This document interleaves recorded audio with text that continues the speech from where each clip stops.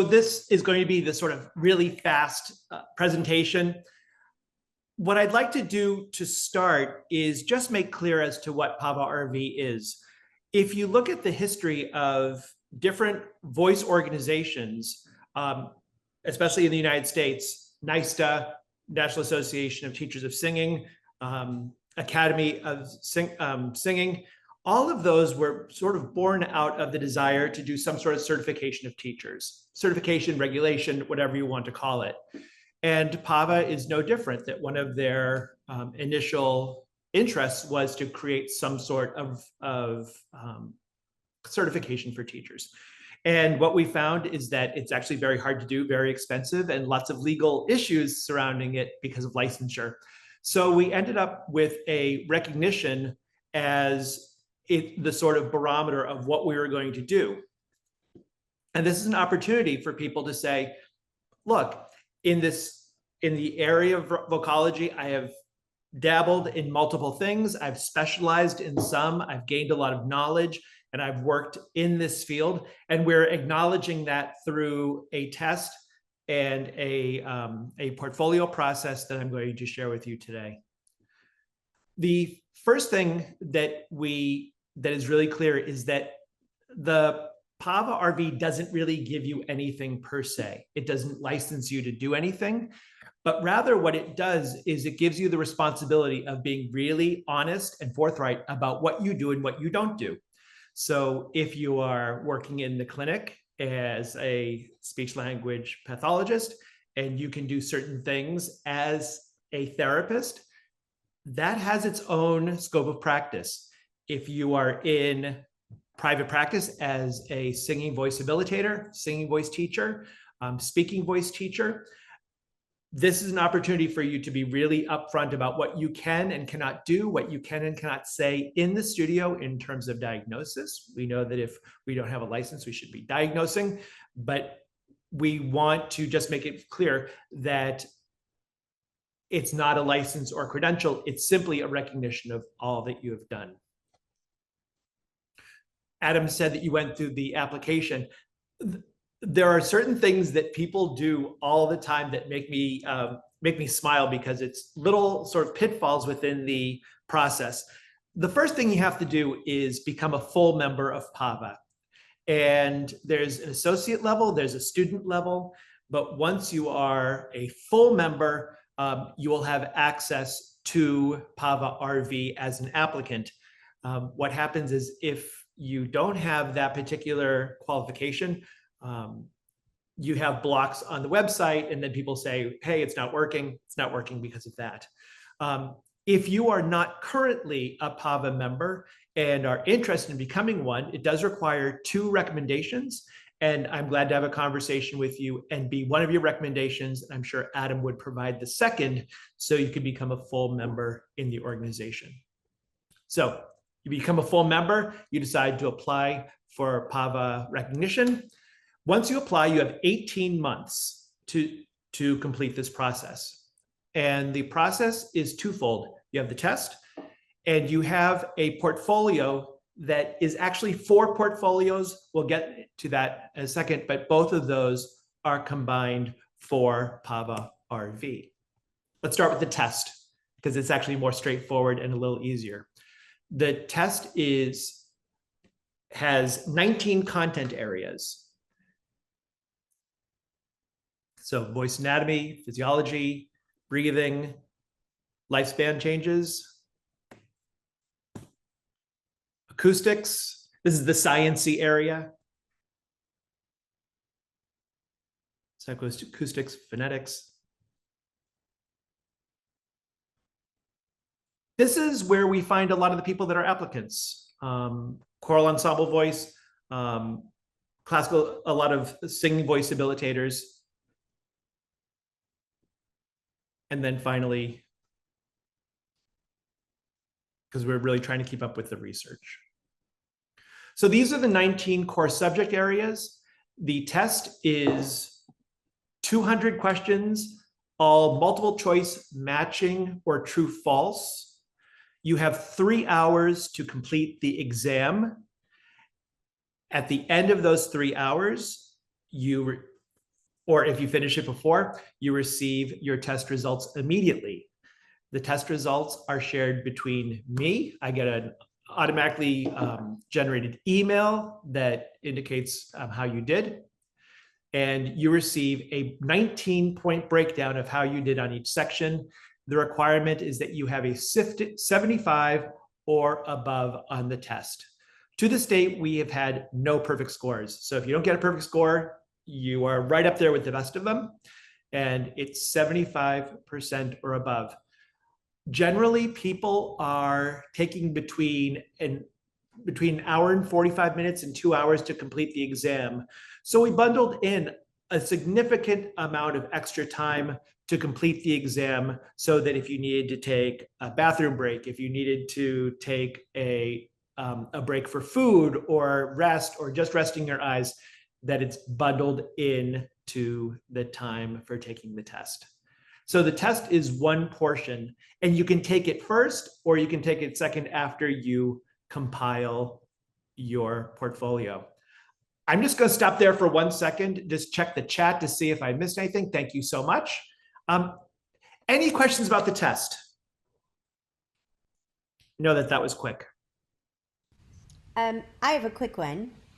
Hit it. So when we fill out the application for the RV status and we get the study guide, does it fill out the detail on those core subject areas, or is it just a list of those core subject areas? I'm going to show you a little bit more of the study guide. Feedback. There we go. I will show you a little bit more of the study guide in a moment. So in the United States, at the Department of Motor Vehicles, if you're applying to get your permit to drive, you get this booklet that says, if you see a red octagonal sign, that means stop. When you stop, you must do this, and it spells it out. And this went around and around with the committee. And it is not a book that tells all about everything you need to know about vocology, because we couldn't possibly. Furthermore, there are some things that we learn as vocologists that we have no idea how we learned. So it's sometimes these weird little factoids that, oh, like 3 years ago, I sat on a webinar with Ken Bozeman and he said something about acoustics. I think it was him, maybe it was his book, maybe it was like an article in the Journal of Voice. So we wanted to create a study guide that allows you to be interested, a lifelong learner, somebody that's pursuing information. And we give you a lot of free and web accessible resources to find that information. Because something that has been really important to me on this PAVA RV thing is my background is kind of an outlier in the organization. Music educator for 33 years, choral director for 25 of those years, and continuing to do that, and also a singing voice habilitator on the side. So I wanted people who are not in academia to have access to materials that would help them with the exam, that it wasn't just buy this $300 vocology textbook and you will have all the answers. So I hope that explains. And you get the study guide. It's about 80 or 90 pages. I mean, it's robust, but yeah. And it has, I'll show you, it's good stuff. Anything else that we should share at this point in time? Fabulous, we're gonna plow on.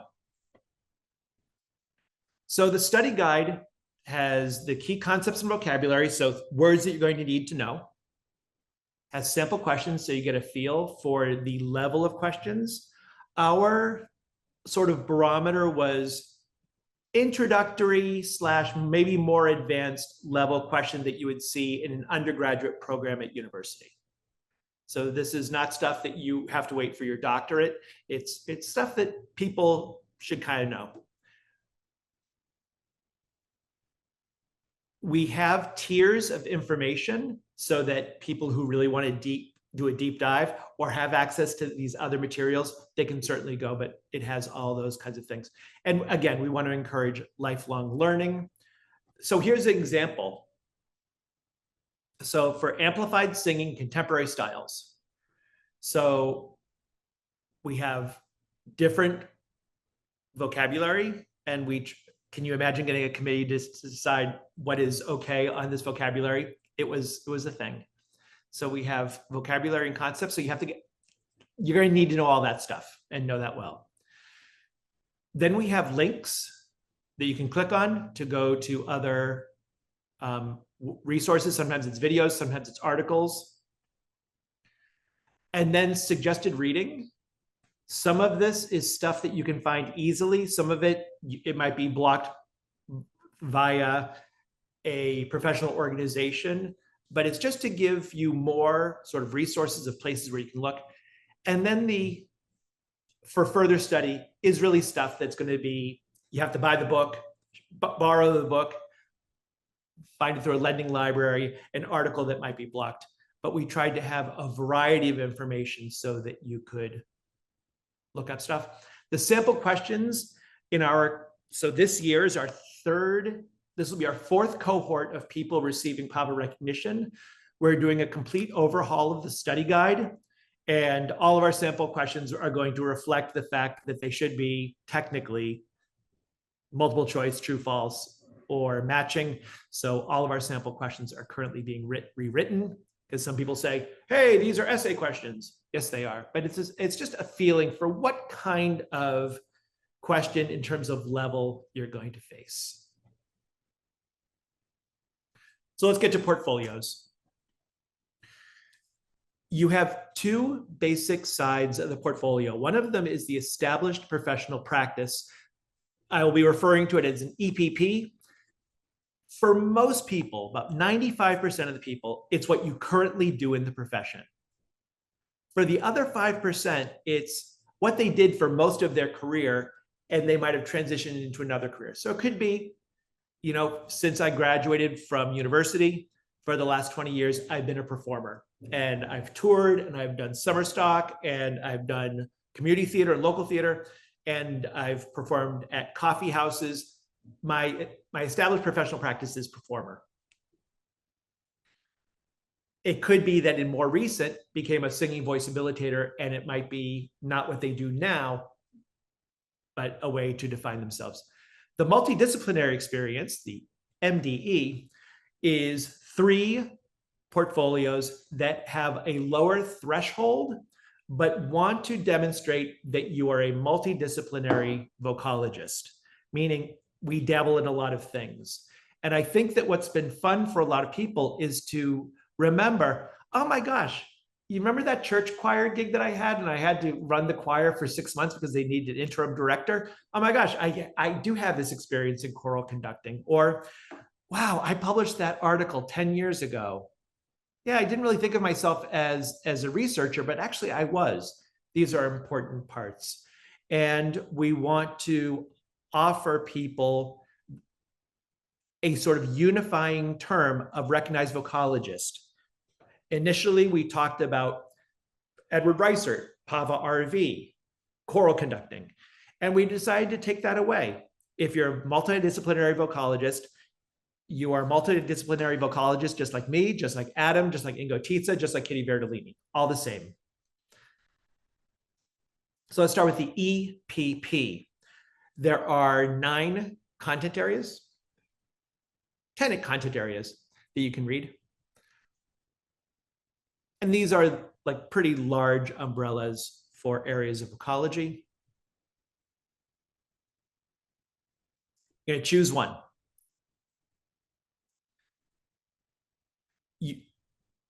A basic theme through all of these is that you're going to need 5 years of work in that field, pretty much full time. We recognize that some people have off time where they're not performing, they are between gigs or whatever.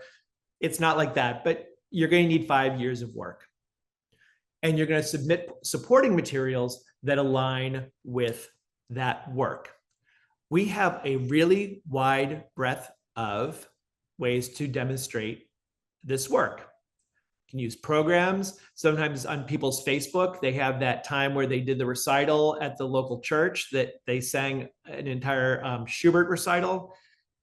Show us a picture of that. We believe that you did that. Or programs, that kind of thing. Links to articles, lots of different ways to do this. We don't accept CVs, but anything that is a sort of something that has an outside barometer proving that what you did is good. Of course, if there's something in your country that doesn't align with our certain procedures, which are rather United States centric, let's have a conversation, because we understand that in some areas, especially like in singing, speech language pathology, the licensure requirements are different. So let me show you my EPP. So these are the requirements for music education. So you have to have 5 years and at least 3 of the following experiences. So what I did is I chose licensure. I believe I chose academic coursework, and I chose a mentorship. And this is the way that I showed it. I went to the PAVA website and downloaded one of the cover sheets. On the cover sheet, the 5 years full-time teaching or equivalent, I contacted human resources for my school district. She said, hey, Ed's taught here all this time. And here's the letter. There's nothing personal on it. All personal stuff has been redacted, but here's my letter. Second thing, I needed to show a license. There's my license. And again, everything's redacted that you don't need to know. 80 contact hours of academic coursework in vocal music. So I used my undergraduate transcript. My undergraduate is actually piano, not voice, even though I did a lot of voice work. And put arrows just showing the different voice things that I did. And I made sure that everybody saw that I had Dean's List with honors. That's important too. Again, redacted information. And then finally, 80 hours of continuing education via workshops or conferences. And I've used some registration materials to show that I completed that. And lastly, my mentorship with an established vocal music educator. Being in New York by New York State law, to be a teacher your first year in any position, you have to have a mentor that is state regulated. And this is the proof that I had to do it. So that's the proof that I had a mentor. So these are all outside things that demonstrate the material. You might believe me that I have this degree and all this kind of stuff. And we do believe you, but we need this evidence. No matter who you are, no matter how famous you are, no matter how much we know your books, we still need proof of this, just so that we're treating everybody not only fairly, but equally. So I proved that I have 5 years full-time teaching. My 3 of the following experiences was licensure, contact hours, continuing education, and just in case, I did a 4th one, which was my membership. Not required, but I wanted to get an A++ on my portfolio, and that's how I was going to do it. So that's established professional practice. You need one of these. I'm going to go right to multidisciplinary. Again, these are the ones that have less rigor, but they demonstrate that you are multidisciplinary in your work. I'm just going to check the chat real quick. How would you choose between 2 primary areas? I would say that once you start doing this, it's like a giant puzzle. So it might be, okay, this one is just easier to demonstrate than the other. It's a puzzle, and I'm glad to have it. I often have Zoom calls with people just so that they can have an opportunity to sort of piece this together. It is a little daunting, but so far we have not. Yeah, we've gotten everybody to the finish line on their portfolios. We have, and I think that some of this. I think that even that you're in the room with Adam Roberts for this course is a self-selection of its own kind, that's saying like, no, I do a lot of stuff. So Ed, can I ask a question? yes, please, Um, Scott. like you, I'm a choral director who's also a habilitated specialist, and among other things, and an executive director. The executive director job pays most of my bills, actually. It supports my singing habit. So it's a very giggy economy, Yeah. and a lot of what I do although I've had a lot of stability in the last 5 or 6 years, there's a lot of going from job to job. Yes. Um, and so I wonder about the, frankly, the messiness of that. And then second, documenting your own private studio as a proprietor. That's something, as a sole proprietor of a studio. So I mean, I know you figured all this stuff out, but this is the No, stuff that's these are making. questions we get all the time, and I love those questions. Um, we expect people to have messy careers. It's just one of those things. And what we have found is that SLPs and researchers tend to have the easiest time on all of this because their Sure. papers are obvious, their licensure is obvious. You can't have the license without your master's degree, blah, blah, blah,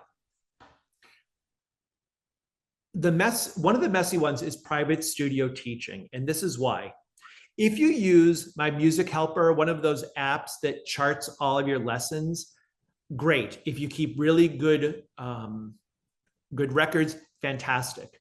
We recognize that in the States, there are people, and this is no judgment. I mean, you have to sleep, but there are people who really don't keep records. And the student shows up on a Tuesday at 3 o'clock and you take their money and you may or may not report all of that to the IRS.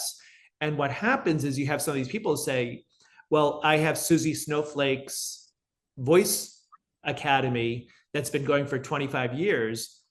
Do you have any records? Well, no, I don't keep records on that.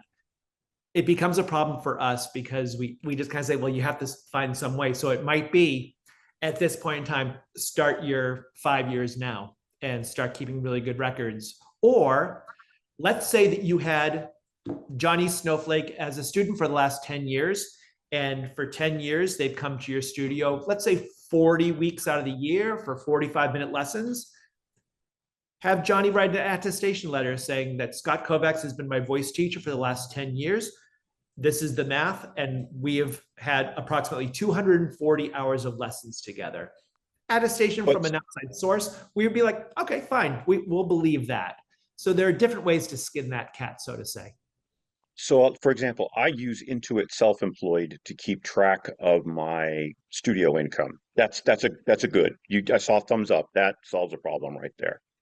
Okay. Yes. Yeah. All right. Great. Thanks. It's that kind of thing. But a giant Excel spreadsheet, we struggle with that as a committee. So, So what's a way to bend that? I mean, I can just produce reports from Intuit that say, hey, here's okay. Yeah. All right. So you might know Amanda Flynn. She was on the committee and Yeah. wonderful voice habilitator. And we were talking about this, and she said, 1 second. She went, there's my last 5 years of lessons. Through an app that she uses that organizes all of her stuff, she could create that database with a few clicks of the mouse. We're not saying that everybody needs to. My music staff a couple of years, thank you, Phoebe. But I would also say, Scott, that let's say that you do culminating recitals at the end of a season. So let's say that in December, you have the Scott Kovacs Voice Studio and they all perform. It might be an opportunity to show, okay, these students, they have 15 lessons. At the end of those 15 lessons, they perform Defying Gravity or one other song at the recital. And that's an opportunity to demonstrate that you've done that. It sounds like you mentor people through the process very, very intentionally, very willfully to make sure that these details are somehow collated meaningfully and in a way that's acceptable to the committee. So that's the kind of guidance that I think I'm freaking out about. So thanks, Ed. Yeah. My pleasure. And people kind of joke and tease me because I kind of offer this concierge service on this, but in my own opinion, and I'm watching the time out of my promise, that I think that there's too much gatekeeping in the voice world. And I'm saying that there are a lot of us out there that have unusual backgrounds that are doing every bit as other people are, and we need to be recognized. So I'm the first person to say, you know what, we're going to strive for excellence, but not gatekeeping. And we're going to make sure that people have an opportunity. I love that you're using My Music Staff. PayPal records, sure, because we know that that's all dated through the app there's proof that you've been doing this for a while. So there are lots of different ways to do that. But we know that that's one of the most difficult ones to do. So 1, established professional practice. 3, multidisciplinary. You submit that through a Google form and you're done on the application.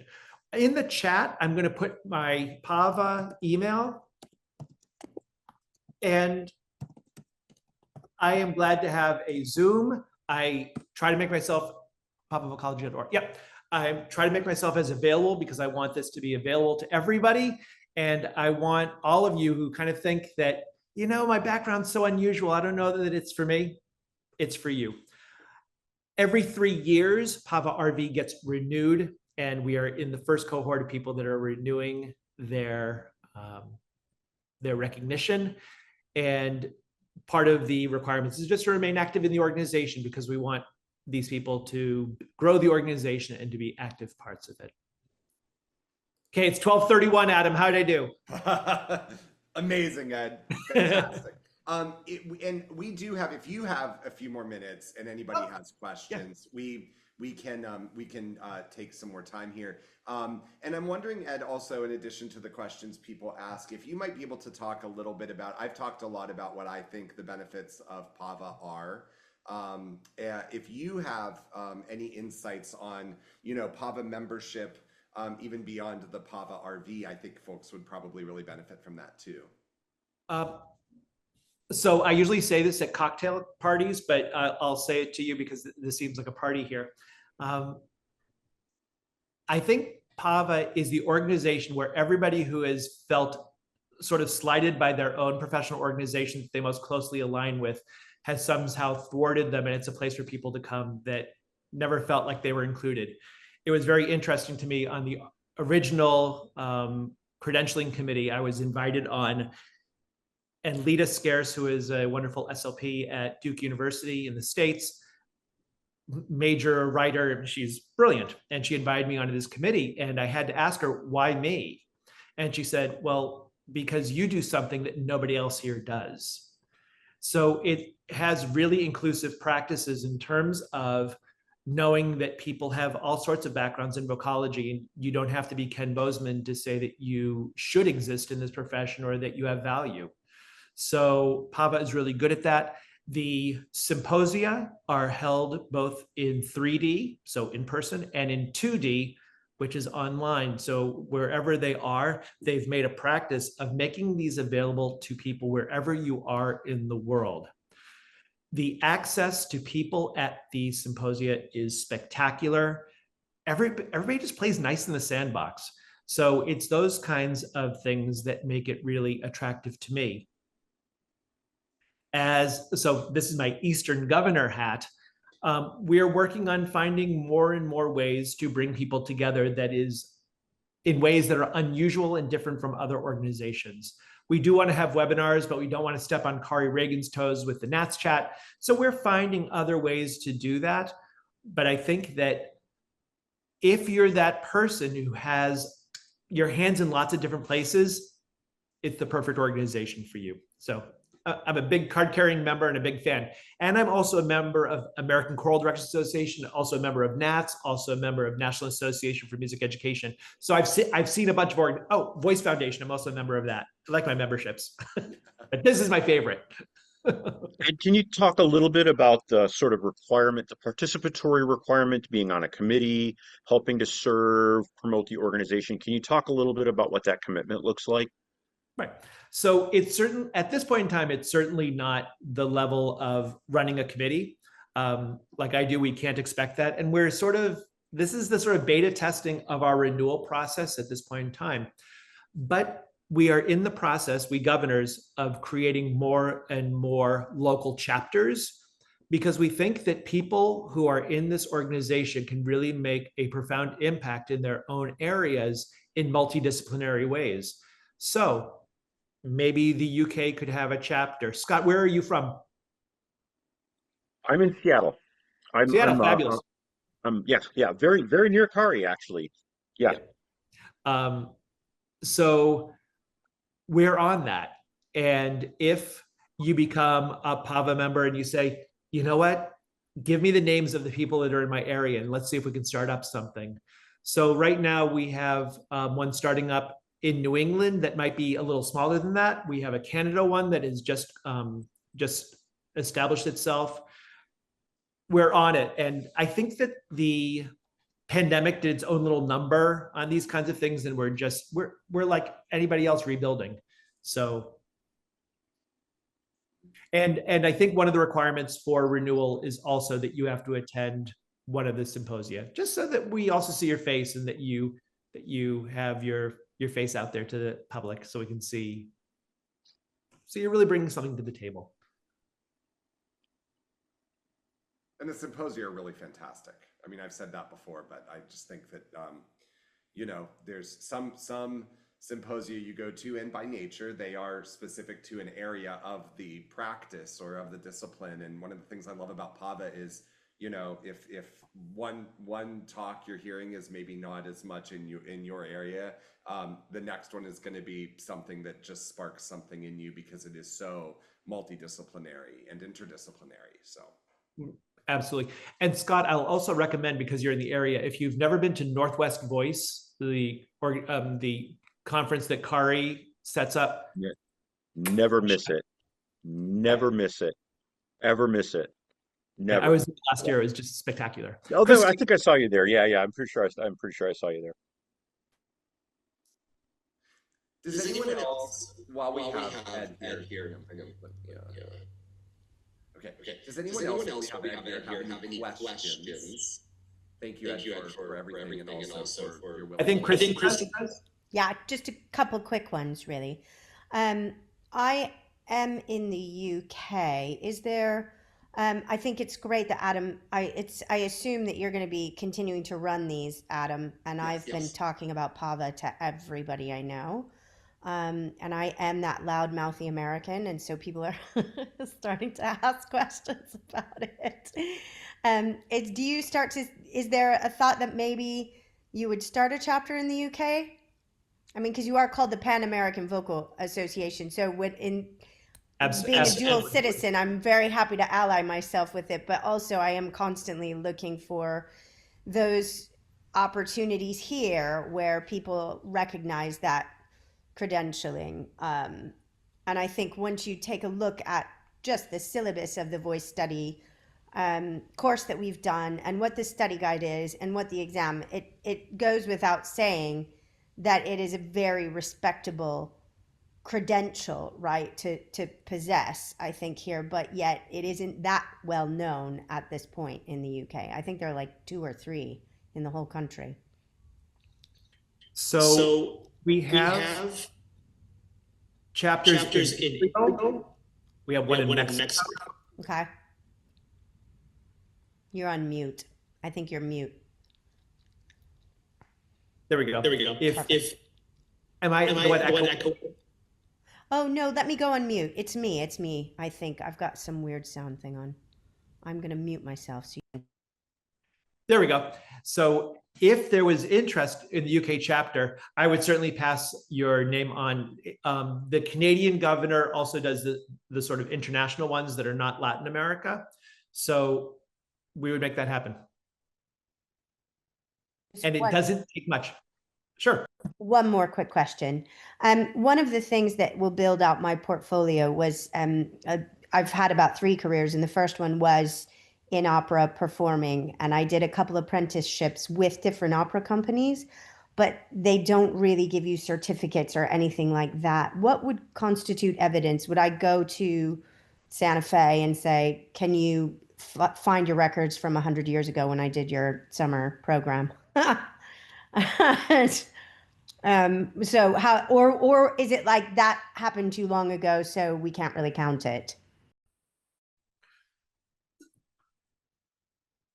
I'm sure the Santa Fe Opera keeps a program. So if you say that you're an apprentice there in 1998, I'm sure that they have a program somewhere that can scan one page, which would be perfectly appropriate.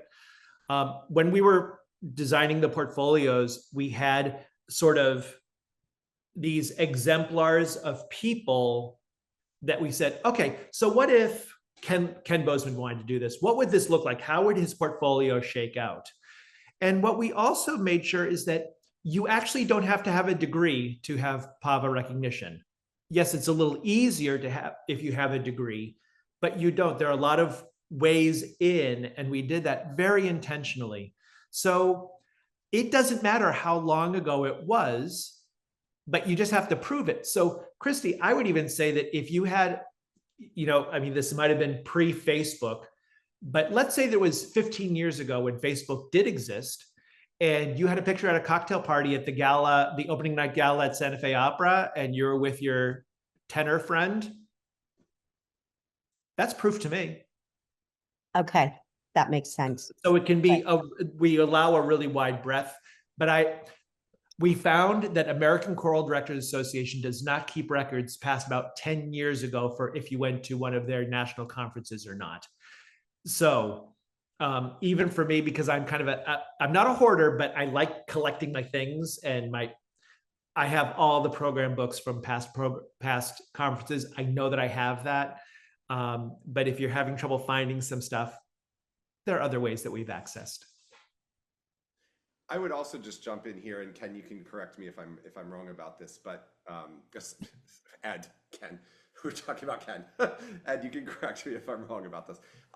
One of the great things also is that it's not sort of, well, submit your portfolios, and then, okay, well, you get one chance to submit them, and if we don't deem that proof was appropriate, then that's it. You got to start over.